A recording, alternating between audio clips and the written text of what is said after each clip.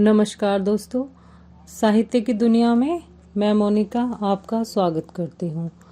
तो जो आज कहानी हम सुनने जा रहे हैं उसका नाम है बड़े भाई साहब, जो मुंशी प्रेमचंद जी के द्वारा लिखी गई है। कहानी सुनाने से पहले एक निवेदन, अगर आपको हमारे चैनल पर सुनाई गई कहानियाँ पसंद आती हैं तो कृपा कर चैनल को सब्सक्राइब करें, कहानी को लाइक करें, शेयर करें और कमेंट बॉक्स में कमेंट लिखकर अपने अमूल्य सुझाव हमें दें। तो चलिए शुरू करते हैं कहानी। मेरे भाई साहब मुझसे 5 साल बड़े थे, लेकिन केवल 3 दर्जे आगे। उन्होंने भी उसी उम्र में पढ़ना शुरू किया जब मैंने शुरू किया, लेकिन तालीम जैसे महत्व के मामले में वह जल्दबाजी से काम लेना पसंद न करते थे। इस भवन की बुनियाद खूब मजबूत डालनी चाहते थे, जिस पर आलीशान महल बन सके। 1 साल का काम 2 साल में करते थे, कभी कभी 3 साल भी लग जाते थे। बुनियाद ही पुख्ता न हो तो मकान कैसे पायदार बने। मैं छोटा था, वह बड़े थे। मेरी उम्र 9 साल की थी, वह 14 साल के थे। उन्हें मेरी तबीयत और निगरानी का पूरा और जन्मसिद्ध अधिकार था, और मेरी शालीनता इसी में थी कि उनके हुक्म को कानून समझूं। वह स्वभाव से बड़े अध्ययनशील थे, हरदम किताब खोले बैठे रहते और शायद दिमाग को आराम देने के लिए कभी कॉपी पर, कभी किताब के हाशियों पर चिड़ियों, कुत्तों, बिल्लियों की तस्वीरें बनाया करते थे। कभी कभी एक ही नाम या शब्द का वाक्य 10 बार 20 बार लिख डालते। कभी एक शेर को बार बार सुंदर अक्षरों में नकल करते, कभी ऐसी शब्द रचना करते जिसमें न कोई अर्थ होता न कोई सामंजस्य। मसलन कई बार उनकी कॉपी पर मैंने यह इबारत देखी, स्पेशल, अमीना भाइयों भाइयों, दरअसल भाई भाई, राधे श्याम, श्रीयुत, राधे श्याम। 1 घंटे तक इसके बाद एक आदमी का चेहरा बना हुआ था। मैंने बहुत चेष्टा की कि इस पहेली का कोई अर्थ निकाले, लेकिन असफल रहा और उनसे पूछने का साहस न हुआ। वह 9वीं जमात में थे, मैं 5वीं में। उनकी रचनाओं को समझना मेरे लिए छोटा मुंह बड़ी बात थी। मेरा जी पढ़ने में बिल्कुल न लगता था। 1 घंटा भी किताब लेकर बैठना पहाड़ था। मौका पाते ही हॉस्टल से निकलकर मैदान में आ जाता और कभी कंकरियां उछालता, कभी कागज की तितलियां उड़ाता, और कहीं कोई साथी मिल जाता तो पूछना ही क्या। कभी 4 दीवारी पर चढ़कर नीचे कूद रहा होता, कभी फाटक पर सवार उसे आगे पीछे चलाते हुए मोटर कार का आनंद उठा रहा होता। लेकिन कमरे में आते ही भाई साहब का वह रौद्र रूप देखकर प्राण सूख जाते थे। उनका पहला सवाल होता, कहाँ थे? हमेशा यही सवाल इसी ध्वनि में हमेशा पूछा जाता, और इसका जवाब मेरे पास केवल मौन था। न जाने मेरे मुंह से यह बात क्यों नहीं निकलती थी कि जरा बाहर खेल रहा था। मेरा मौन कह देता था कि मुझे अपना अपराध स्वीकार है, और भाई साहब के लिए इसके सिवा और कोई इलाज न था कि स्नेह और रोष से मिले हुए शब्दों से मेरा सत्कार करें। इस तरह अंग्रेजी पढ़ोगे तो जिंदगी भर पढ़ते रहोगे और एक भी हर्फ ना आएगा। अंग्रेजी पढ़ना कोई हंसी खेल नहीं है कि जो चाहे पढ़ ले। नहीं, ऐरा गैरा नत्थु खैरा सभी अंग्रेजी के विद्वान न हो जाते। यहाँ रात दिन आंखें फोड़नी पड़ती हैं, खून जलाना पड़ता है, तब कहीं यह विद्या आती है। और आती क्या है? हाँ, कहने को आ जाती है। बड़े बड़े विद्वान भी शुद्ध अंग्रेजी नहीं लिख सकते, बोलना तो दूर रहा। और मैं कहता हूँ, तुम कितने बोधा हो कि मुझे देखकर भी सबक नहीं लेते। मैं कितनी मेहनत करता हूँ, यह तुम अपनी आंखों से देखते हो। अगर नहीं देखते तो यह तुम्हारी आंखों का कसूर है, तुम्हारी बुद्धि का कसूर है। इतने मेले तमाशे होते हैं, मुझे तुमने कभी कहीं जाते हुए देखा है? रोज ही क्रिकेट और हॉकी, मैं पास नहीं फटकता, हमेशा पढ़ता रहता हूँ। उस पर भी एक एक दर्जे में 2-2, 3-3 साल पढ़ा रहता हूँ। फिर तुम कैसे आशा करते हो कि तुम यूं खेल कूद में वक्त गवाकर पास हो जाओगे? मुझे तो 2 ही 3 साल लगते हैं। तुम उम्र भर इस दर्जे में पड़े सड़ते रहोगे। अगर तुम्हें इस तरह उम्र गंवानी है तो बेहतर है घर चले जाओ और मजे से गुल्ली डंडा खेलो। दादा की गाढ़ी कमाई के रुपए को क्यों बर्बाद करते हो? मैं यह लताड़ सुनकर आंसू बहाने लगता। जवाब ही क्या था? अपराध तो मैंने किया, लताड़ कौन सहे। भाई साहब उपदेश की कला में निपुण थे। ऐसी ऐसी लगती बातें कहते, ऐसे ऐसे सुक्ति बांध चलाते कि मेरे जिगर के टुकड़े टुकड़े हो जाते और हिम्मत टूट जाती। इस तरह जान तोड़कर मेहनत करने की शक्ति मैं अपने में न पाता था और उस निराशा में जरा देर के लिए मैं सोचने लगता क्यों न घर चला जाऊं। जो काम मेरे बूते के बाहर, उसमें हाथ डालकर क्यों अपनी जिंदगी खराब करूं। मुझे अपना मूर्ख रहना मंजूर था, लेकिन उतनी मेहनत, मुझे तो चक्कर आ जाता था। लेकिन 2 घंटे के बाद निराशा के बादल फट जाते और मैं इरादा करता कि आगे से खूब जी लगाकर पढ़ूंगा। चटपट एक टाइम टेबल बना डालता, फिर पहले से नक्शा बनाए कोई स्कीम तैयार किए काम कैसे शुरू करूं। टाइम टेबल में खेल कूद की मद बिल्कुल उड़ जाती। प्रातःकाल उठना, 6 बजे मुंह हाथ धो नाश्ता कर पढ़ने बैठ जाता। 6 से 8 तक अंग्रेजी, 8 से 9 तक हिसाब, 9 से 9:30 तक इतिहास, फिर भोजन और स्कूल।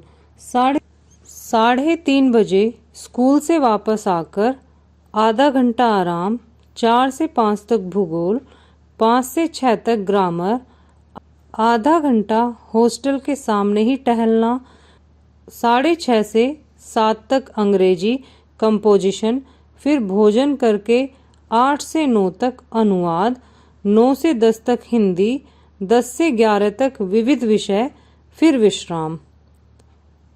मैदान की वह सुखद हरियाली, हवा के वह हल्के हल्के झोंके, फुटबॉल की वह उछल कूद, कबड्डी के वह दाव, वॉलीबॉल की वह तेजी और फुर्ती मुझे अज्ञात और अनिवार्य रूप से खींच ले जाती और वहां जाते ही मैं सब कुछ भूल जाता। यह जानलेवा टाइम टेबल, वह आंख फोड़ो पुस्तकें, किसी की याद न रहती और फिर भाई साहब को नसीहत और फजीहत का अवसर मिल जाता। मैं उनके साय से भागता, उनकी आंखों से दूर रहने की चेष्टा करता, कमरे में इस तरह दबे पांव आता कि उन्हें खबर न हो। उनकी नज़र मेरी ओर उठी और मेरे प्राण निकले। हमेशा सिर पर एक, फिर भी जैसे मौत और विपत्ति के बीच में भी आदमी मोह और माया के बंधन में जकड़ा रहता है, मैं फटकार और घुड़कियां खाकर भी खेल कूद का तिरस्कार न कर सकता। सालाना इम्तिहान हुआ, भाई साहब फेल हो गए, मैं पास हो गया और दर्जे में प्रथम आया। मेरे और उनके बीच में केवल 2 साल का जी में आया। भाई साहब को आड़े हाथों लूं कि आपकी वह घोर तपस्या कहाँ गई। मुझे देखिए, मजे से खेलता भी रहा और दर्जे में अव्वल भी हूँ, लेकिन वह इतने दुखी और उदास थे कि मुझे उनसे दिली हमदर्दी हुई और उनके घाव पर नमक छिड़कने का विचार ही लज्जास्पद जान पड़ा। हाँ, अब मुझे अपने ऊपर कुछ अभिमान हुआ और आत्म अभिमान भी बढ़ा। भाई साहब का वह रोब मुझ पर न रहा। आज़ादी से खेल कूद में शरीक होने लगा। दिल मजबूत था। अगर उन्होंने फिर मेरी फजीहत की तो साफ कह दूंगा, आपने अपना खून जलाकर कौन सा तीर मार लिया। मैं तो खेलते कूदते दर्जे में अव्वल आ गया। जबान से यह हेकड़ी जताने का साहस न होने पर भी मेरे रंग ढंग से साफ जाहिर होता था कि भाई साहब का वह आतंक मुझ पर नहीं है। भाई साहब ने इसे भांप लिया। उनकी सहज बुद्धि बड़ी तीव्र थी। और एक दिन जब मैं भोर का सारा समय गुल्ली डंडे की भेंट करके ठीक भोजन के समय लौटा तो भाई साहब ने मानो तलवार खींच ली और मुझ पर टूट पड़े। इस साल पास हो गए और दर्जे में अव्वल आ गए तो तुम्हारा दिमाग चढ़ गया। मगर भाईजान, घमंड तो बड़ों बड़ों का नहीं रहा। तुम्हारी क्या हस्ती। इतिहास में रावण का हाल तो पढ़ा ही हो। उसके चरित्र से तुमने कौन सा उपदेश लिया, या यूं ही पढ़ गए। महज इम्तिहान पास कर लेना कोई चीज नहीं, असल चीज है बुद्धि का विकास। जो कुछ पढ़ो उसका अभिप्राय समझो। रावण भूमंडल का स्वामी था। ऐसे राजों को चक्रवर्ती कहते हैं। आजकल अंग्रेजों के राज्य का विस्तार बहुत बढ़ा हुआ है, पर इन्हें चक्रवर्ती नहीं कह सकते। संसार के अनेकों राष्ट्र अंग्रेजों के आधिपत्य स्वीकार नहीं करते, बिल्कुल स्वाधीन हैं। रावण चक्रवर्ती था। संसार बड़े बड़े देवता उसकी गुलामी करते थे। आग और पानी के देवता भी उसके दास थे। मगर उसका अंत क्या हुआ? घमंड ने उसका नामो निशान तक मिटा दिया। कोई उसे एक चिल्लू भर पानी भी देने वाला नहीं बचा। आदमी और जो कुकर्म करे चाहे करे, पर अभिमान न करे। इतराए नहीं, अभिमान किया और दीन दुनिया दोनों से गया। शैतान का हाल भी पढ़ा ही होगा। उसे भी यही अभिमान हुआ था कि ईश्वर का उससे बढ़कर सच्चा भक्त कोई नहीं है। अंत में यह हुआ कि स्वर्ग से नरक में ढकेल दिया गया। शाहे रूम ने भी एक बार अहंकार किया था, भीख मांग मांग कर मर गया।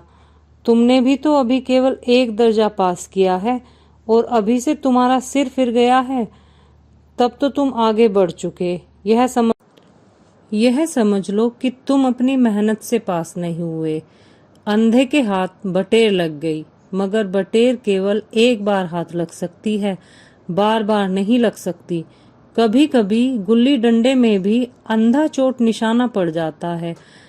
इससे कोई खिलाड़ी सफल खिलाड़ी नहीं हो जाता। सफल खिलाड़ी वह है जिसका कोई निशाना खाली न जाए। मेरे फेल होने पर न जाओ। मेरे दर्जे में आओगे तो दांतों पसीना आ जाएगा। अब अलजबरा और ज्योमेट्री के लोहे चबाने पड़ेंगे। इंग्लिस्तान का इतिहास पढ़ना पड़ेगा। बादशाहों के नाम याद रखना आसान नहीं। 8 हेनरी हो गुजरे हैं। कौन सा कांड किस हेनरी के समय में हुआ, क्या यह याद कर लेना आसान समझते हो? हेनरी 7वें की जगह हेनरी 8वां लिखा और सब नंबर गायब। सफा चट सिफर भी न मिलेगा। सिफर भी हो किस ख्याल में? दर्जनों तो जेम्स हुए हैं, दर्जनों विलियम्स, कोडियो चार्ल्स।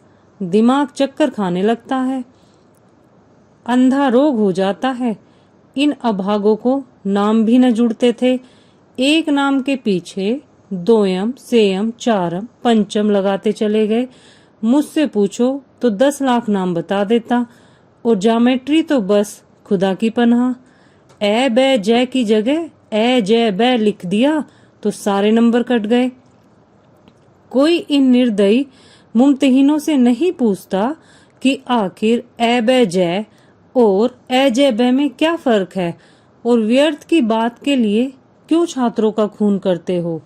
दाल भात रोटी खाई या भात दाल रोटी खाई, इसमें क्या रखा है?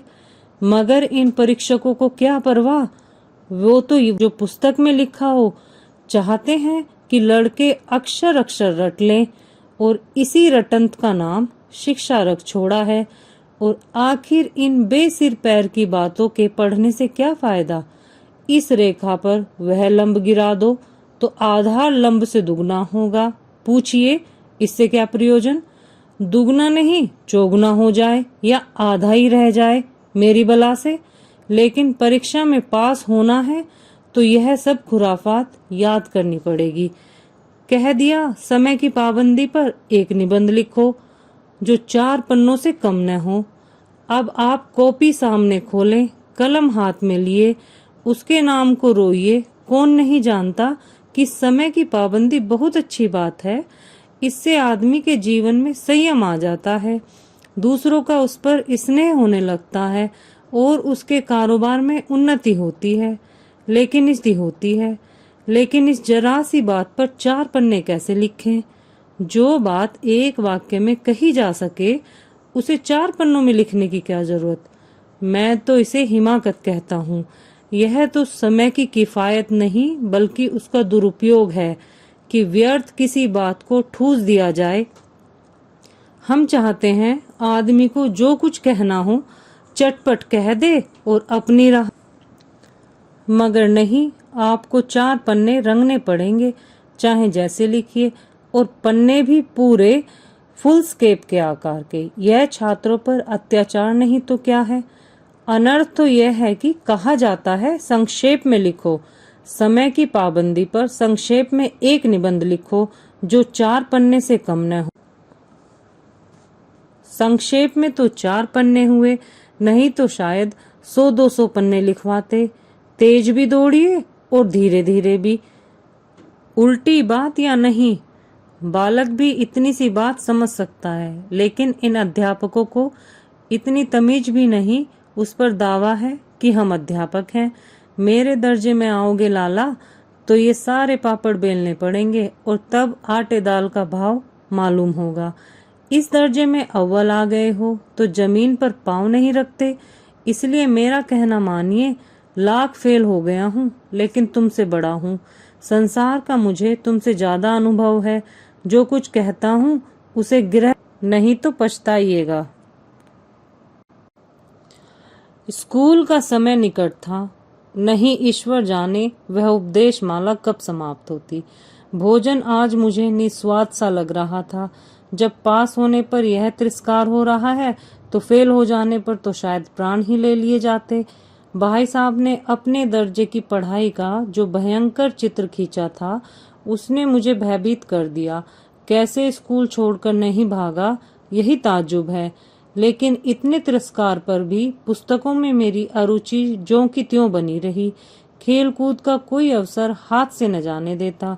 पढ़ता भी था मगर बहुत कम, बस इतना कि रोज का टास्क पूरा हो जाए और दर्जे में जलील न होना पड़े। अपने ऊपर जो विश्वास पैदा हुआ था वह फिर लुप्त हो गया और फिर सालाना इम्तिहान हुआ और कुछ ऐसा संयोग हुआ कि मैं फिर पास हुआ और भाई साहब फिर फेल हो गए। मैंने बहुत मेहनत नहीं की थी पर न जाने कैसे दर्जे में अव्वल आ गया। मुझे खुद अचरज हुआ। भाई साहब ने प्राणांतक परिश्रम किया, कोर्स का एक एक शब्द चाट गए। 10 बजे रात तक इधर, 4 बजे भोर से उधर, 6 से 9:30 तक स्कूल जाने से पहले मुंद्रा कांतिहीन हो गई थी मगर बेचारे फेल हो गए। मुझे इन पर दया आती थी। नतीजा सुनाया गया तो वो रो पड़े और साथ में मैं भी रोने लगा। अपने पास होने की खुशी आधी हो गई थी। मैं भी फेल हो गया होता तो भाई साहब को इतना दुख न होता, लेकिन विधि की बात कौन टाल सकता है।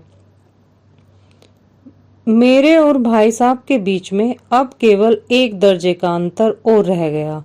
मेरे मन में एक कुटिल भावना उत्पन्न हुई कि कहीं भाई साहब 1 साल और फेल हो जाएं तो मैं उनके बराबर हो जाऊंगा। फिर वह किस आधार पर मेरी फजीहत कर सकेंगे। लेकिन मैंने इस कमीने विचार को दिल से बलपूर्वक निकाल दिया। आखिर वो मुझे मेरे हित के विचार से ही तो डांटते हैं। मुझे इस वक्त अप्रिय लगता है अवश्य, मगर यह शायद उनके उपदेशों का ही असर है कि मैं दनादन पास हो और इतने अच्छे नंबर आते हैं। अब की भाई साहब बहुत कुछ नर्म पड़ गए थे। कई बार मुझे डांटने का अवसर पाकर भी उन्होंने धीरज से काम लिया। शायद अब वह खुद समझने लगे थे कि मुझे डांट का अधिकार उन्हें नहीं रहा, और अगर रहा है तो बहुत कम। मेरी स्वच्छंदता भी बढ़ती चली गई। मैं उनकी सहिष्णुता का अनुचित लाभ उठाने लगा। मुझे कुछ ऐसी धारणा हुई कि मैं तो पास ही हो जाऊंगा, पढ़ूं या ना पढ़ूं। मेरी तकदीर बलवान है। इसलिए भाई साहब के डर से जो थोड़ा बहुत पढ़ लिया करता था वह भी बंद हुआ। मुझे कनकोई उड़ाने का नया शौक पैदा हो गया और अब सारा समय पतंगबाजी की भेंट चढ़ा दिया। फिर भी मैं भाई साहब का अदब करता था और उनकी नजर बचाकर कनकोए उड़ाता था। मांझा देना, कन्ने बांधना, पतंग टूर्नामेंट की तैयारियां आदि समस्याएं सब गुप्त रूप से हल की जाती थी। मैं भाई साहब को यह संदेह न करने देना चाहता था कि उनका सम्मान और लिहाज मेरी नजरों में कम हो गया है। एक दिन संध्या समय होटल से दूर मैं एक कनकौवा लूटने बेतहाशा दौड़ा जा रहा था। आंखें आसमान की ओर थी और मन उस आकाशगामी पथिक की ओर जो मंद गति से झूमता पतन की ओर चला जा रहा था। मानो कोई आत्मा स्वर्ग से निकलकर विरक्त मन से नए संस्कार ग्रहण करने जा रही हो। बालकों की एक पूरी सेना लग्गे और झाड़दार बांस लिए उसका स्वागत करने के लिए दौड़ी आ रही थी। किसी को अपने आगे पीछे की खबर न थी। सभी मानो उस पतंग के साथ आकाश में उड़ रहे थे जहाँ सब कुछ समतल है। न मोटर कारें हैं, न ट्रॉम है, न गाड़ियां। सहसा भाई साहब से मेरी मुठभेड़ हो गई, जो शायद बाजार से लौट रहे थे। उन्होंने वहीं मेरा हाथ पकड़ लिया और उग्र भाव से बोले, इन बाजारी लोंडों के साथ धेले के कनकौवे के लिए दौड़ते तुम्हें शर्म नहीं आती? तुम्हें इसका भी कुछ लिहाज नहीं कि अब नीची जमात में नहीं हो बल्कि 8वीं जमात में आ गए हो और मुझसे केवल एक दर्जा नीचे हो। आखिर आदमी को कुछ तो अपनी पोजीशन का ख्याल रखना चाहिए। एक जमाना था कि लोग 8वां दर्जा पास करके नायाब तहसीलदार हो जाते थे। मैं कितने ही मिडिलचियों को जानता हूँ जो आज अव्वल दर्जे के डिप्टी मजिस्ट्रेट या सुपरिंटेंडेंट हैं। कितने ही 8वीं जमात वाले हमारे लीडर और समाचार पत्रों के संपादक हैं। बड़े बड़े विद्वान उनकी मातहती में काम आते हैं और तुम उसी 8वें दर्जे में आकर बाजारी लोंडों के साथ कनकौवे के लिए दौड़ रहे हो। मुझे तुम्हारी इस कमअक्ली पर दुख होता है। तुम जहीन हो, इसमें कोई शक नहीं, लेकिन वह जहन किस काम का जो हमारे आत्मगौरव की हत्या कर डाले। तुम अपने दिल में समझते होंगे मैं भाई साहब से महज एक दर्जा नीचे हूँ और अब उन्हें मुझे कुछ कहने का कोई हक नहीं, लेकिन यह तुम्हारी गलती है। मैं तुमसे 5 साल बड़ा हूँ और चाहे आज तुम मेरी ही जमात में आ जाओ और परीक्षकों का यही हाल है तो निसंदेह अगले साल तुम मेरे समकक्ष हो जाओगे और शायद 1 साल बाद मुझसे भी आगे निकल जाओ। लेकिन मुझ में और तुम में जो 5 साल का अंतर है उसे तुम तो क्या खुदा भी नहीं मिटा सकता। मैं तुमसे 5 साल बड़ा हूँ और हमेशा रहूंगा। मुझे दुनिया का और जिंदगी का तजर्बा है। तुम उसकी बराबरी नहीं कर सकते, चाहे तुम MA और D.Litt और D.Phil ही क्यों ना कर लो। समझ किताबें पढ़ने से नहीं आती, दुनिया देखने से आती है।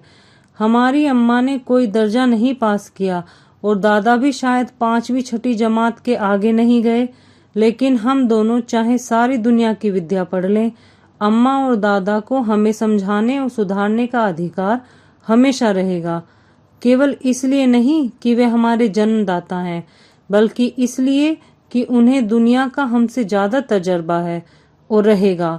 अमेरिका में किस तरह की राज व्यवस्था है और 8वें हेनरी ने कितने ब्याह किए और आकाश में कितने नक्षत्र हैं, यह बातें चाहे उन्हें मालूम न हो, लेकिन हजारों ऐसी बातें हैं जिनका ज्ञान उन्हें हमसे और तुमसे ज्यादा है। देव न करे आज मैं बीमार हो जाऊं और तुम्हारे हाथ पांव फूल जाएं।